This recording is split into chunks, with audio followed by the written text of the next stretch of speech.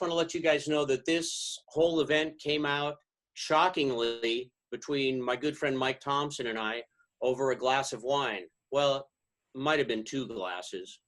But anyway, we thought it might be a neat idea to have some of the major schools of thought presented by the experts in the field so that everyone could get a feel for what the different schools of thoughts are about, along with, you know, the similarities, the differences, etc. So we've got 6 experts over the next couple of days, and starting with Karl Sievers is the first. Now, Karl and I have known each other. Boy, how long's it been, Karl? 30 years? Yeah, something like that, a long time. Yep. I think I knew you since before you were a doctor, which is why I'm allowed to call you Karl and not Dr. Sievers. Please forget that doctor stuff, you know. Anyway, always teasing you. I'm not going to take a lot of time. Each expert's going to have about 30 minutes to present the philosophy, their school of thought, and then we'll open up for questions. Please, questions, if you will, use the Zoom chat. And in the case of this one, since I'm hosting this one, please send the questions to me and I'll sort of sort through them and make some sort of judgment and ask Karl on them. So anyway, let's welcome Dr. Karl Sievers, who's going to educate us in the philosophy of William Adam. And Karl, the Zoom stage is all yours. Okay, Kale, thanks. I hadn't thought in terms of going on and on my own for half an hour, but I'll give it a roll. And, you know, I think back and forth and maybe helping people with problems or questions or misconceptions might be useful. But to get the ball rolling on Mr. Adam, I guess I would divide his ways, his philosophies of teaching into 2 big parts. One of them, which I always feel obliged to emphasize, has very little to do with the trumpet. You may know that after all these years, and Mr. Adam lived to be 96 years old, but has been gone for a few years now, that the family of Adam students around the world is very strong and passionate. And that's kind of a curiosity to a lot of people, but I think a reason for that is because of how life-changing our experience with Mr. Adam has been. So when I talk about this being into 2 broad areas, my first lesson with Mr. Adam, which I explained to somebody the other day, I had gone to Indiana University because it was a great school of music, and I went there to study with another teacher who was very famous, world-class, well-known. The faculty in the 70s at IU was just amazing. You'd walk around the halls and read the names on the doors, and it was just a who's who of world-class artists. And so I went there, and I had a big scholarship. I did some things pretty well. I had I'd already played in Carnegie Hall and in the Kennedy Center and done some things internationally as a high schooler. First cornet and all-state when I was in the 8th grade. You know, not to be arrogant, because I have to quickly point out I had some big problems, issues with my playing in addition. So I finally got with Mr. Adam, the first teacher I had left mid freshman year, and I thought, oh my gosh, after I got done being stunned at that, I had been going to Mr. Adam's master class and played in his brass choir. And, you know, to cut to the chase, when I asked him, could he please make room for me in his studio, he put his arm around me and he said, I'd be glad to have you, young fella. And so I get in there for my first lesson, expecting a lesson on how to play high notes and get all the chops and all the stuff that a lot of the Adam students were known for. But my first lesson, curiously and surprisingly to me, consisted of starting out with the Lord's Prayer, which he read to me and then explained to me what he thought that meant. Then we went through the Rudyard Kipling If poem, line by line. And then after that, he asked me if I had sent a card to my mother recently to tell her how much I loved her. And then I thought, you know, all this stuff, what? I keep waiting for the lesson on how to play the trumpet and get chops and all that stuff. So in the middle of my very first lesson, after all the anticipation, he pulled out his wallet and gave me $1. And in 1974, $1 could buy something. And I ran across the street to a pharmacy right across the street from the music building and bought my mom a card, ran back up the stairs and resumed my lesson. And we didn't play anything. We just talked about the Lord's Prayer, the If poem, and my mom. And so all of which is to say, a big half of what we all learned from Mr. Adam had to do with character, self-image, being honest with ourselves, setting high standards for ourselves. And the premise for all of that is, until I have a healthy and honest self-image, I'm not in a position to grow personally. And I cannot learn to be a great musician until I have a healthy and honest self-image. So I'm very well aware that when people want to know about the teaching of Bill Adam, they're looking for techniques and exercises, the famous routines, all of that stuff. But I would be remiss if I didn't mention that throughout my time with Mr. Adam, which was 8 years continuous at IU as bachelor's, master's, and doctoral, and 3 years of that, I was his, what they called an associate instructor, which isn't quite the same thing as a TA. It's a little above that. But the ongoing message to me was always to be me and make sure that whoever that was in a healthy place. Then, of course, the other half of that was his genius, brilliant genius, to connect with me, diagnose what I did well, diagnose what I did not do well, and guide me into a better place as a player, which overlaps with all of the stuff I've already mentioned, but certainly involves embouchure, development, change, evolution, growth, sound production, how to handle the breath, my conditioning to absolutely focus on the character of my tone, always within a musical framework. And I mention that because the focus on tone, absent of a musical framework, is not an artistic pursuit. And only through that will I be able to guide what has to happen to me physically.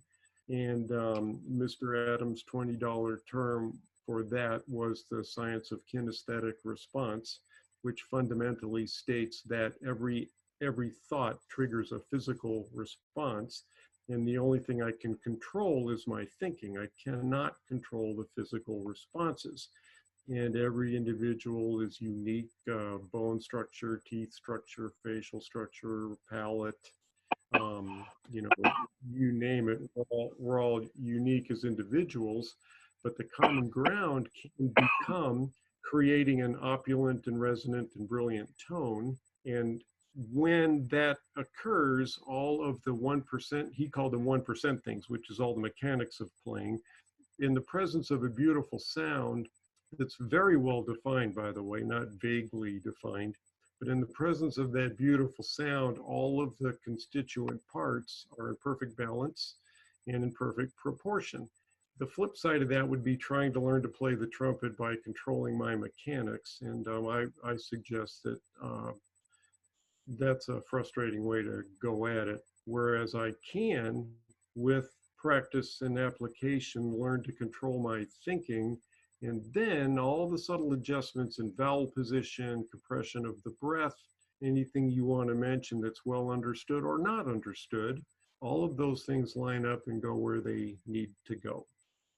So maybe that's enough of an entree into the fundamental approach of William Adam in helping me become a better trumpet player. Hi, Terry.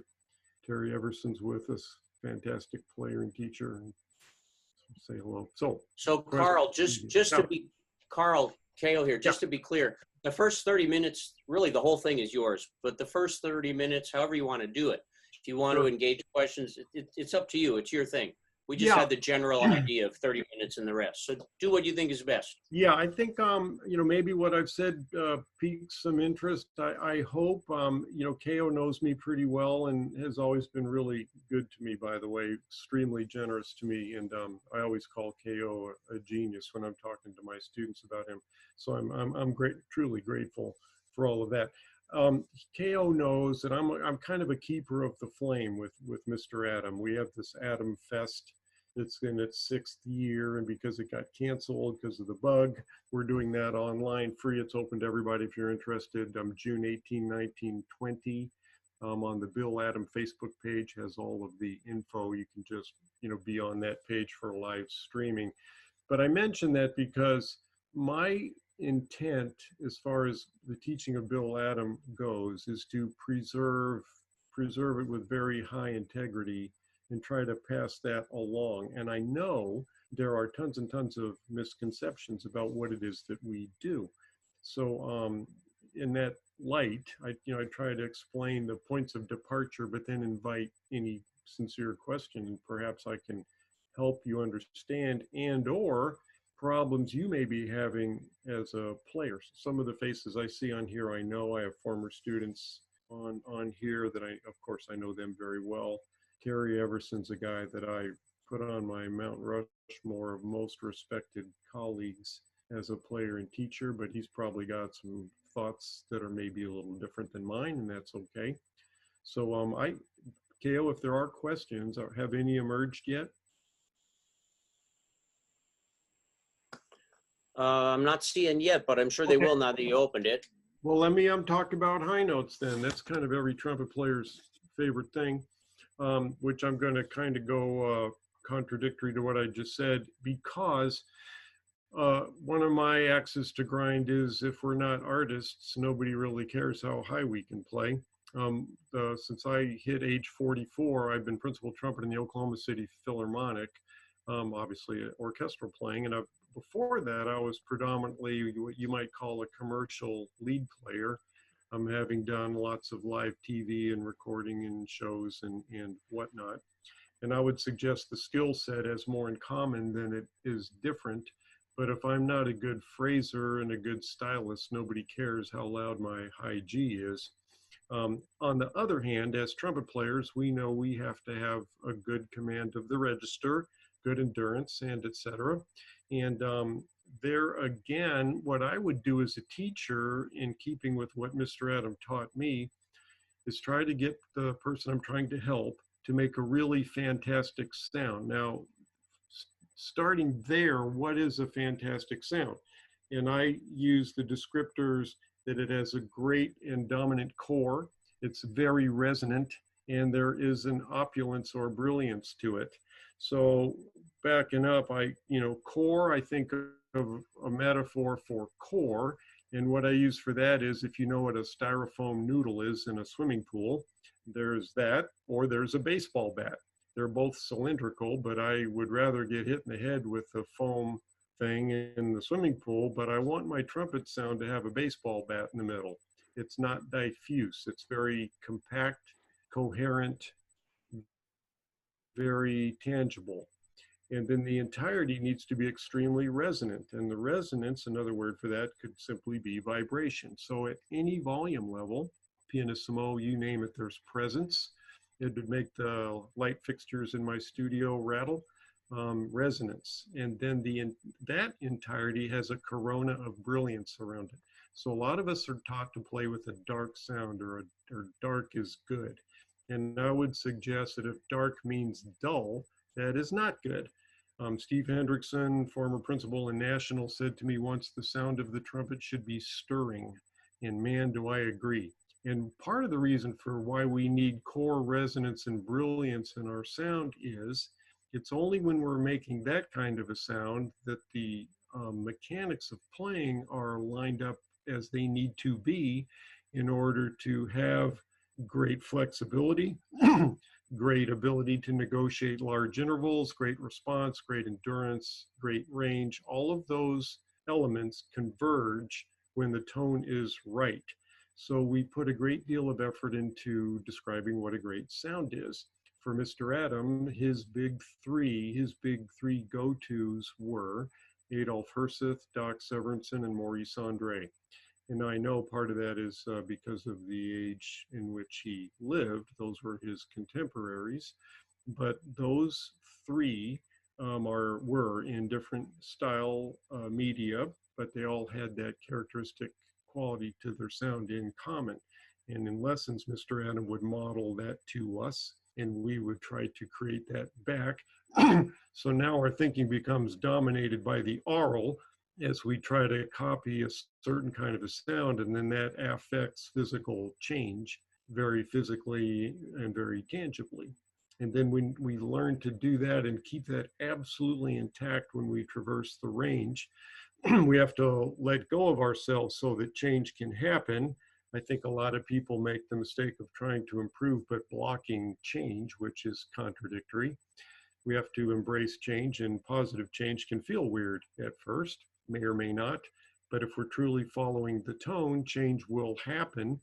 And then over time, the embouchure is slightly different, the vowel is slightly different, all of these elements are slightly adjusting. And then before we know it, we're playing from pedal C to double C with a good sound and with dead on evenness. And, that's achieved by being goal oriented in this regard and lots of practice. I'm going to butt in. I'm going to butt in right here because we do have a number of questions now. Great. I'm going to combine a few together that seem to be similar. Okay. One question would be, is there a resource, a book, a website where people can learn more about William Adams' method? Number one. And then the second part of the question, there seems to be a lot of interest as to how Mr. Adam or yourself diagnoses problems and goes about fixing them with different students of different ages and different skill groups. Yeah, that's a great question. Okay, and I should probably write that down so I don't forget. But as far as resources go, Charlie Davis, who, I hope you all know who he is. He's a world-class trumpet player and living in the Los Angeles area. A few years ago, put together a book of these so-called Bill Adam routines. Now, I mentioned the routine. Most of us cringe when we hear that, quite frankly, because Mr. Adam created a series of exercises for each of us as individuals. And he had a really big studio. And for many, many years, he taught 70 some odd lessons a week, hour-long lessons. I don't know when the guy ever slept. So to say there is a Bill Adam routine is simply not correct. Certainly, quite a bit of it may have been in common among all of us, but a lot of things were tailored to the individual. But that book is available through Balquitter, Rob Roy McGregor's publishing outfit. If you want to get that book, it's got all kinds of stuff.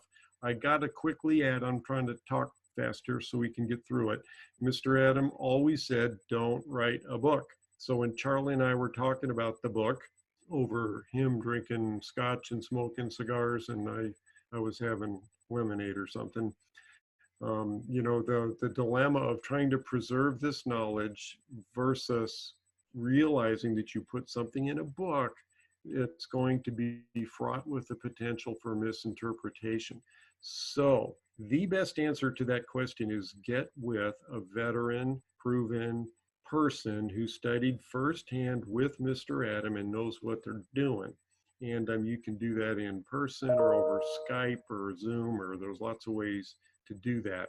And it's not prudent for me to say who's better at that than others. But if anybody's interested and wants to contact me privately, I'm happy to help them online or in person, or can steer you to somebody in, maybe near where you live, or other friends of mine that I know what they're talking about. Okay, how did Mr. Adam figure out people's problems? Well, early on, when students would come in, and another asterisk here, at IU, he did not accept students based on the notion of how it would reflect on him. He accepted students that really wanted to become great players. Some of them were really talented and had incredibly sophisticated backgrounds. Some of them were not. He just took people that really wanted to get busy and do it and reach their goals. So he had quite a variety of, so-called talent levels in his studio. So when he would encounter a problem, especially in his earlier years teaching, he would assume that problem. He would listen and get in front of a mirror and try to play the messed up problem he was witnessing, and then figure out how to work his way out of that, which he did. Then over time, of course, he recognized things without having to go through that. Basically, if I can overgeneralize and oversimplify, the cure, if you want to call it that, becomes getting that student to create a great tone anywhere they can do it. A second line G, a low C, anywhere they can do it. And then you cling to that tone as you apply it to various contexts, which would be chromatic motion, diatonic motion, progressively larger intervals, expanding the register, what we call pronunciation, which is tonguing, but even slurred things have an element of pronunciation. So you introduce all the skill sets needed to play the trumpet patiently and systematically, never losing the notion of the bullseye always being that core, resonant, brilliant, opulent tone. And then the body does what it needs to do to create that tone. And over time, that player's all better. And the aural is far more valid than the visual, by the way. Everybody looks a little different than they play. I'm painfully aware that there are a lot of music ed traditions that try to get trumpet players to look a certain way. And that's really not where we need to go. We need to sound a certain way because everybody's physicality is different. This dovetails into a couple other questions here. Okay. Someone's asking about the more than one person, the benefit of a professor like yourself demonstrating versus just describing, and also how through description or demonstrating you can help someone let go of thinking about all the physical sides of things and just concentrate being an artist, doing the artistic side of things. Are there any tips about how to practice letting go? Yeah, I would say that's the harder part of the question, but let's go with why we model. We call that modeling, and there was very little in lessons with Mr. Adam that he did not play first. Now you're preparing a recital and maybe it's got the Jolivet concertino on it, and maybe that wasn't happening that day for him for whatever reason. That might be an exception. But we want the student to be in a place mentally where they're overwhelmed with their awareness of their sound in the aural. So we recognize that we have 5 senses. The only one that's useful for playing the trumpet is aural. Once you're into other sensory awareness of feel or anything else, you're in the wrong place. You need to be so dominated by the aural that it displaces all other senses. So by modeling, you get a student, especially a first-time student, and they know what they know, but they're limited to their own experience. You're trying to get them to experience something they've never experienced before. As you model back and forth, you can see their awareness getting more and more and more progressively into trying to sound like me, the teacher, in that case. And the sense of aural begins to dominate. And now newness happens, a grin on their face, their eyes light up. I never was able to do that before. Boy, that feels so different, but it feels good. And I just played a high D and it was even and seemed so easy and all that. That's achieved through the aural. The notion of letting go is tougher. And I would suggest that it's tougher for really brilliant, gifted people because they're inquisitive, they want data, they want facts. So my go-to there is let's talk about that. Throw that right out on the table. Let's explain what happens with all the mechanics so we can say, yep, I get that. Now we can put it aside where it belongs. I think to deny inquisitiveness is a mistake. So, and everybody's personality is different. If you knew Mr. Adam, one way he went after that was he would often tell jokes. And a lot of them we can't tell anymore. We'd probably get fired in this oversensitive world we live in. But the stories he would tell, oh my gosh. And you'd go in there for a lesson all nervous and anxious and wound up to get with this world famous teacher. And before you knew it, he's making fun of your haircut or how many of us have gone to see him and he says, hey, you got furniture disease. And you'd say, furniture disease? Yeah, that's when your chest slipped into your drawers. And he'd say something silly like that. Then you start laughing and forget about being nervous and back and forth. And pretty soon you find yourself letting go. For those that's a real problem, I just tell them, I've got a C-clamp. If you know what a C-clamp is, like in a wood shop. And in that C-clamp, there are 5 or 6 little blocks of wood, and one of them is tone, one of them's endurance, one of them's response. There are all these elements of playing, and they're all askew. And until I release that C-clamp, they can't reorder themselves. If I'm mentally rigid, I'm blocking my own progress. So I have to let go. If you come to me and you've got problems with your playing and you tell me I want to get better, I say, okay, if you want to get better, you got to do the work, you got to trust this thought process, and you've got to let go. So I didn't say it's easy to let go. And in fact, I think that's hard for most of us.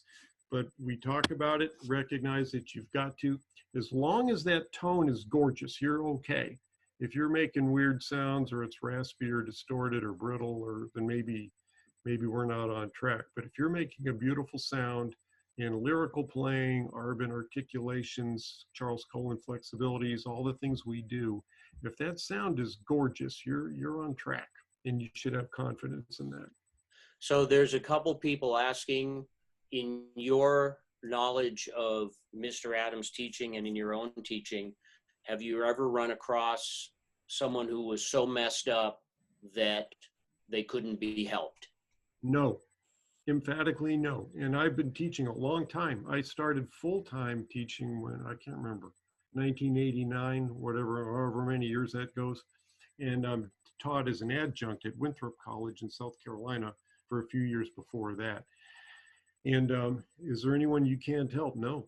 The only fatal character trait to me is laziness. You know, if you can slow yourself down, be disciplined, and apply yourself, it's, you know, Adam used to say their only guarantees in this world are death and taxes. And, you know, but everybody, you know, some of you guys will know my studio. They just won the national trumpet competition last year. I'm not here to boast about them, but you know, in the West Point band of the 6 trumpeters in there, 2 of them were mine till they retired, 2 of the 6. I mean, our guys play like crazy. And the job placement's 100%, literally. So there aren't any, and I like Adam, I take people that want to play. I don't count how many notes they missed when they auditioned. There are a number of people, obvious, and it's an obvious question when we're talking about the Adam method. They're asking about the role that playing the lead pipe has. Maybe you could talk about that a little bit. Yeah, no kidding. And I told myself, don't play on this thing, but maybe I should. So I can maybe get a decent sound out of a lead pipe. So this is a Bach generic lead pipe. Lonnie Wagner gives them to me. Okay, now what you just heard was an immediately speaking tone that had core, resonance, and brilliance. So the pipe is a good way to kind of get our heads in the aural. Maybe or it's early in the morning and you had a show the night before and they're a little stiff, a little puffy. I want to go to the trumpet as a success experience the best I can. So I'm going to use the pipe to transition from zero to getting myself going mentally and physically and aurally.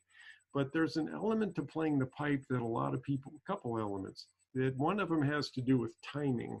So if I go breathe, there's a smoothness and an immediateness to that inception of the sound. Some people may have a little hitch in their get along or whatever. So don't diminish the importance of the immediacy of the sound.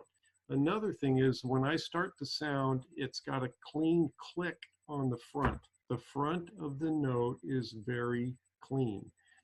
That can only happen, the immediacy and the click, if the sound is forward in my mouth. And now we're getting into some of the tricky stuff of how Mr. Adam taught me. To play the trumpet well, the sound has to be in the front of your mouth. And if the attack is thick or does not speak quickly, it cannot be in the front of your mouth. A thick attack sounds like a TH instead of a clean click. All great players have that. I'm looking at Terry Everson again in the window. And if you listen to Terry play, he's got that. Matthias Hoofs, Håkan Hardenberger, Maurice Andre, all great players have that character to their attack. So I'm getting all that dialed in on the pipe because I want my head to be in the aural and awareness of any of that other jazz. I want that all in place, lined up, ready to go before I go to the trumpet. If I don't have that happening, my potential for a really inefficient practice is higher, and I want to avoid that. So that's what the pipe's all about. A thing that gets dismissed too readily. I was helping a young fella from England earlier, and a lot of people are lazy breathers. And you've got to take a big breath. That helps the breath get going without pushing. The breath is more of a release than a push. But if you take a 2/3 breath, you got to shove it to get it going. If you take a full breath, there's an elasticity to the impetus of the breath, and things just go well. So on the pipe, big breath, and it's free and opulent, and all these good things happen. So that's what the pipe's for. Another question from the crowd. Yeah. Did Mr. Adam talk about the importance of listening to great players, and did he and or you have suggestions of great recordings or great players to listen to? Obviously not only for the enjoyment of listening to trumpet, but to help in your development as a player. Yeah, absolutely, KO. And one reason I appreciate that question is, again, it's not about chops. Chops is part of it. But if we're not artists, for crying out loud, we've all played with people that can play a loud high G and they can't count and they can't phrase, and, oy, what a drag. So of course we need to listen to great players. His go-tos were Enrico Caruso, Pablo Casals, great opera other great opera singers. We want to establish, one of the things it's so hard to explain is the notion of follow through, which Mr. Adam talked about constantly. Judy Garland sang with follow through, the linearity of how a great cellist plays, a great violinist. So he'd say, when get up in the morning and you're brushing your teeth, you put Maurice Andre on the hi-fi. That's what he would say. And of course, we grew up in an era with LPs. He was really particular about who we listened to as models. He might acknowledge that so-and-so was a great player, but if they didn't have that really particular character in their tone, he would steer us back to Adolf Herseth, Maurice Andre, Doc Severinsen, Horst Eichler, who played principal in Berlin many years ago, and others with what he considered was a really classically gorgeous tone. Conrad Gazzo, and there would be quite a lot, but he would be very discerning that the tone had that sparkle to it.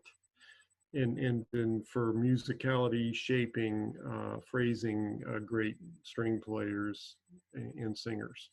So you talked about starting the day with playing the lead pipe. Yeah. A question off of that is, what about free buzzing versus just mouthpiece buzzing? Yeah, no, here's where, people can disagree. And I would say if you sound like Wayne Bergeron, God love you, with whatever you're doing.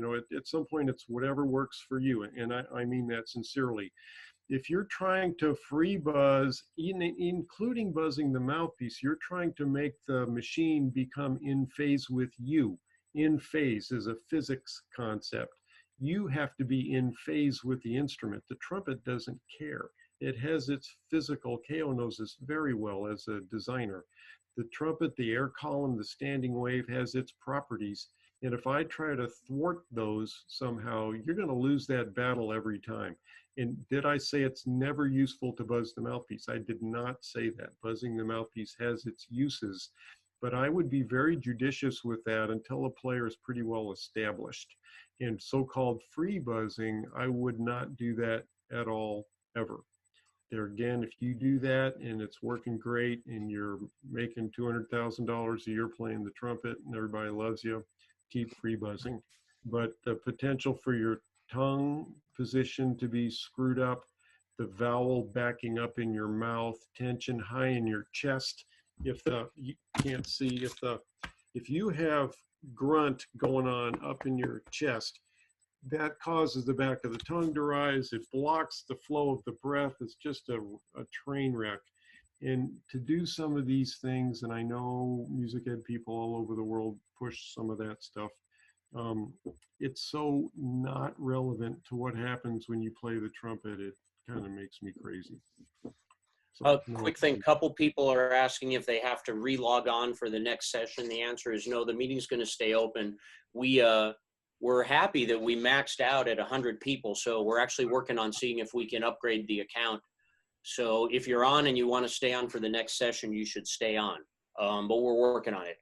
Also, so Karl, a number of people are asking if they're very interested in this concept of the sound being in the front, the forward part of the mouth, and they wondering if you could talk about that a little bit more. Seems to have sparked a lot of interest here. Great, good, because this is, to me, this is the good stuff. Now remember, what I'm about to tell you does not displace the colorful, resonant, brilliant tone thing.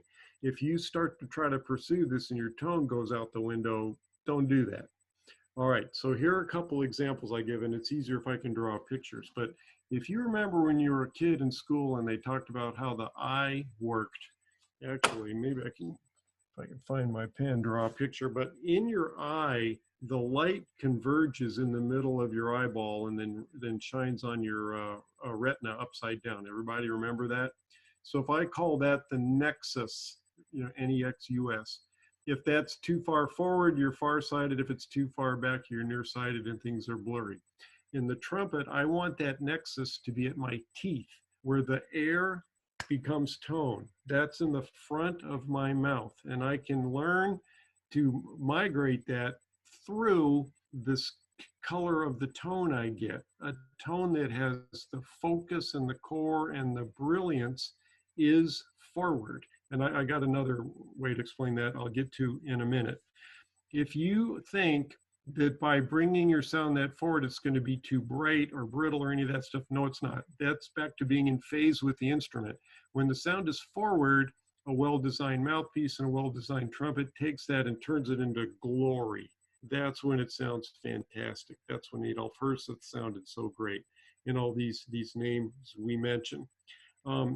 Another way to kind of get a sense for this is there's a famous exercise that Mr. Adam did. This goes like this. It doesn't, oops, and it doesn't really matter what exercise you do, but I use this as an example. So this thing, it's a Schlossberg. That thing. If I sing it and go, and you can do it right now in your privacy of your computer area, if you go da, da, da, and sing that, and just think about where the sound is, okay? Hold that thought, now whistle the same thing.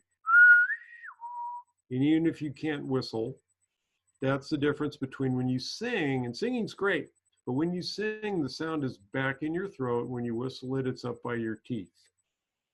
And that's essentially all it is, but you have to keep it there all the time. That's why our routine starts simply with some lead pipes, some long tones, simple.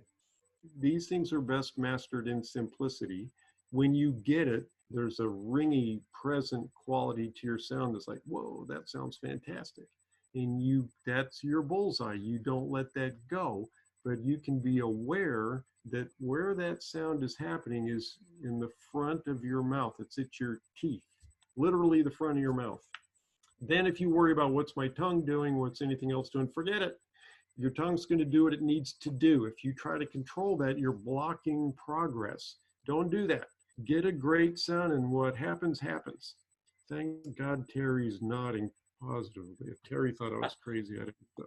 People want to know further on this topic. One, is there a benefit to pronunciation exercises with this? And yeah, many are asking if you could talk about breathing aspects and how to take a breath and all that kind of thing. Yeah, thank you. Great questions. Okay, yeah. So, and I'm trying to talk fast because I'm watching the clock tick here.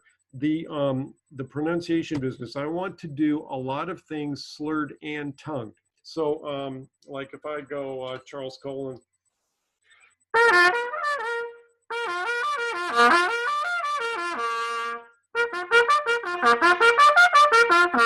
So the slurred and the tongued are identical in timbre. A lot of people will, if they have issues with the flexibility, get that going. do it. Most people, in my opinion, don't do enough flexibility. The flexibilities need to slot, not gliss, not smear. They need to be slotted, but the tone stays the same. When the tone stays the same, the physicality is stable. That's really important. Everything's stable, quiet. You don't see much going on when a good player plays. Okay, then you articulate that. If when you articulate that, the tone changes character, you've got work to do.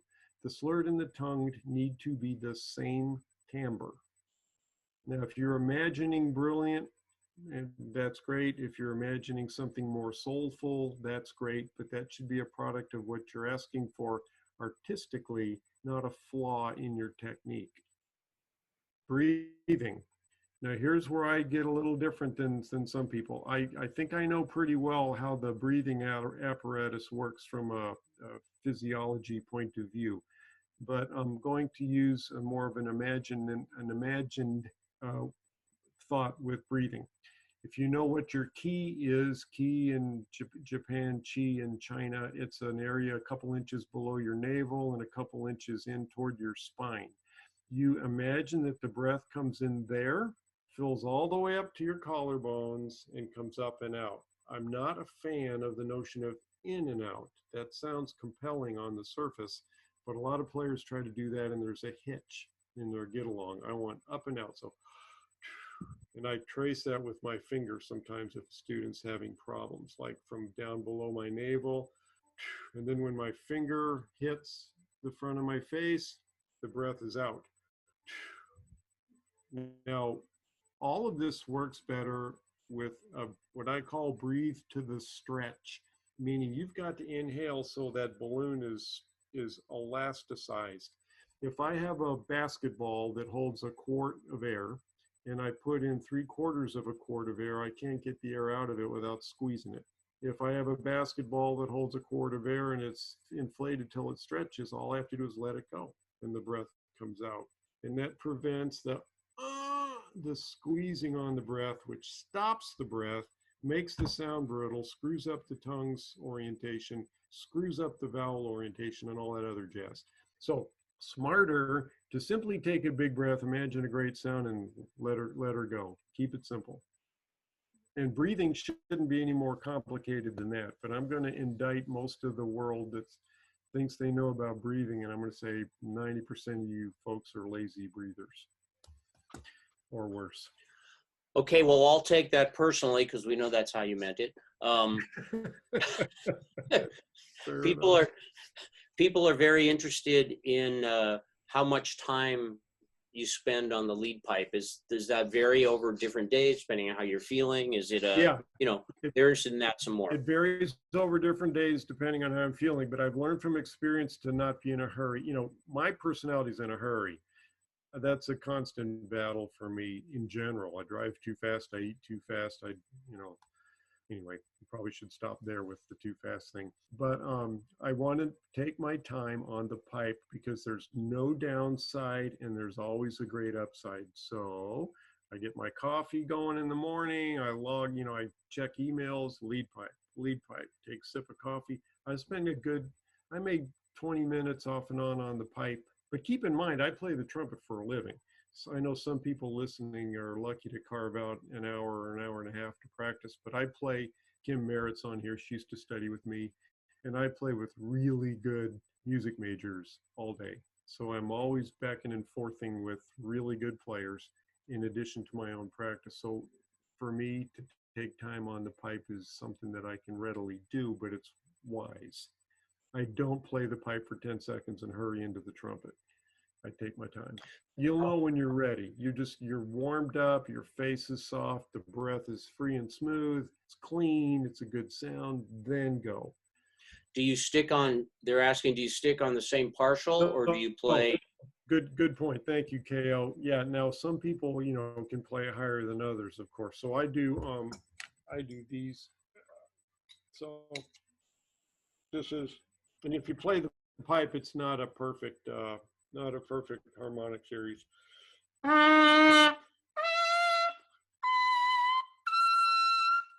and that's the G on top. And I don't do it in a hurry like that, but I do those four and sometimes the double C above that. And again, to do that requires an orientation that's conducive to success as far as the forwardness and whatever happens with how my face sets up. So I trigger all that mechanical stuff by the sound I play. I'm not trying to form a face or a vowel or any of that jazz. I'm getting those notes with a certain sound. So the cause result thing is backwards from what a lot of people do. But it's very repeatable, it's very consistent, and then I progress. This is a question from me. Yeah. If William Adam were still alive today, yeah, and he were on this Zoom session, what do you think the most important thing he would say to trumpet players is? Yeah, to me, that's actually pretty easy. I think he'd say, keep your mind in the sound. He said that constantly, and where I kind of embellished that a little bit, because I made the mistake early that I thought of the sound as the note or the pitch. But if I could presume to understand Mr. Adam, he was talking about the sound being the character of the sound, the color, a really, really well-defined sound, not just get the right note. And maybe everybody says, oh, of course, but my first little while at IU, I thought it was about accuracy, not timbre. So he was always saying, keep your mind in the sound. That maybe more than anything else. And then all the stuff about be yourself and be a good person and all of that as well. Having taken a couple lessons from William Adam and knowing you for so many years, I thought I knew a lot about it, but there's someone asking here that Mr. Adam used a shorter lead pipe at some point for something different? Yeah, now that can be conducive to a higher partial, of course. If the pipe is shorter, the fundamental of the pipe will be therefore higher, which can affect, AFFECT in a positive way, the whole forwardness. But part of that too was the practicality of getting pipes from the Bach plant, and Mr. Adam was dyed-in-the-wool Bach. And Ted Wagner in those days, and now Lonnie, to get lead pipes, they were kind of making these one-of short guys, about as long as a typical piccolo trumpet lead pipe. But I would take a leap here that was not something that was to be considered terribly significant, that there's something magical about the shorter pipe. It was sort of, we can make you up a bunch of these out of available pieces of tubing in a receiver, more than he wanted a shorter pipe. So then we can assume if someone primarily plays C trumpet, for example, using the C trumpet lead pipe is just as beneficial as using the B-flat trumpet. That's a good question. I play a lot of C trumpet. I live on C trumpet, and I play the B-flat pipe. Okay, now I have the luxury of having pipes. I don't have to pull my tuning slide out to do that. Is there a downside to playing the C pipe? I don't think so, but I think the B-flat pipe is friendlier, meaning it's just easier to have a success experience on the B-flat pipe. So if I'm doing nothing but C trumpet, I've got a B-flat pipe in my case. Now that's me. I don't know if and so many of our guys are commercially oriented. They certainly play C trumpet, but not a lot of our guys are full-time symphony players such as myself, and I play C. I live on C, but I still play the B-flat pipe. And I would say it's back to whatever works. If you want to warm up on a C pipe, great. Okay, I'm not sure I understand this question, but I'm not the expert on this session, so I'm going to just ask it straight out to you. The question is, what were Mr. Adams' thoughts on tuning? Well, actually, in his office, he had a tuner and he had a metronome, and I never once saw them turned on. The metronome was under a pile of crap on his piano, which basically functioned as a shelf, not as a piano. Any good musician has to have good time and good intonation. But Mr. Adam was so locked in to the hearing the sound. If he thought you were not hearing it, he would stop you and you had to be able to sing it. And if you couldn't sing it accurately and in tune, then your lesson might be called short and you were encouraged to go figure that out before you came back. So I'm going to suggest that to be ignorant of tuners is probably folly.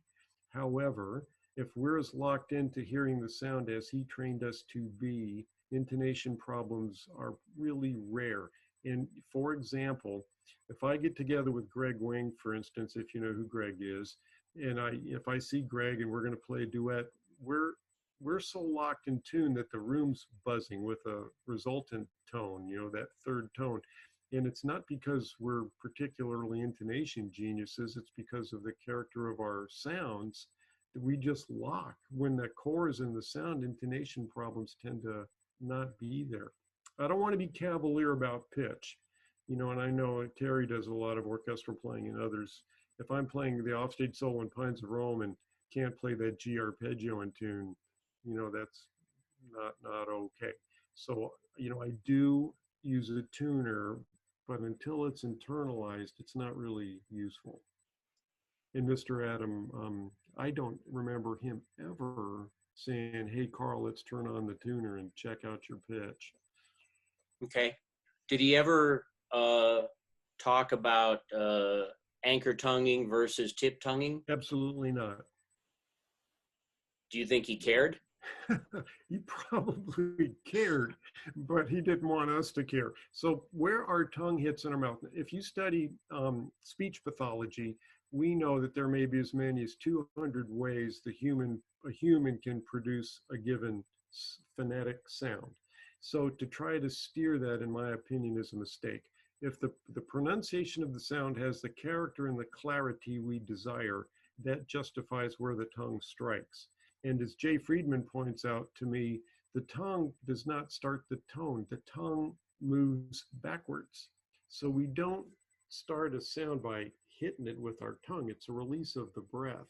And that has more to do with compression and release than anything striking. Now, I know players and teachers that seem to think they advocate for one or the other and play great. There again, no disrespect. You know, if you're sounding great and everything's working and you want to call it one of those tonguing styles, awesome. That's great. So everyone here, and we maxed out our 100 people. So we upgraded the account while it was going. Great. So we've got over 113 here, and I know we're streaming it on 2 or 3 Facebook places. So we got a lot of people here watching, and I want to thank you again, Karl, for helping us with this. A good question would be, so somebody's been watching, everyone here wants to be a better trumpet player, every one of us, there's no question about that. So if someone wants to further explore the William Adam method, is that something, because you mentioned, you know, don't write a book, but there is a book and there's a website and Charlie Davis and your event, what would be a good next step for them to kind of move forward with this? Yeah, okay, so a couple things. You know, I'm not here to shill for the Adam Fest, but however, it's a fantastic event. This will be our sixth annual one, and this one will be online, but it's all free, just like this we're doing right now. So if you're on, it's the Bill Adam Facebook page, you can subscribe to that. Now, there's a anti-spam thingy on there. It says, what's your connection to Bill Adam? And all you got to say is, you know me, or you play the trumpet. You know, I'm just trying to keep creeps off there. But once you're on there, there are all the schedules on there, and you can hear all these really great player teachers speak and teach.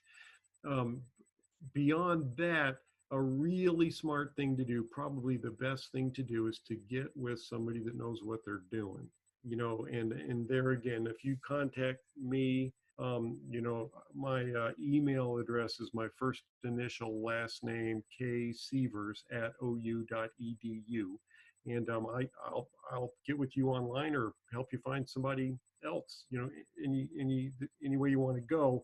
But there are among our crowd folks who over the years have produced really great students consistently, just like with any teacher. And again, I keep mentioning Terry is a guy that I have such respect for. When I'm looking at places to send my students, that's what I'm looking for. Good people who have a consistent track record of success.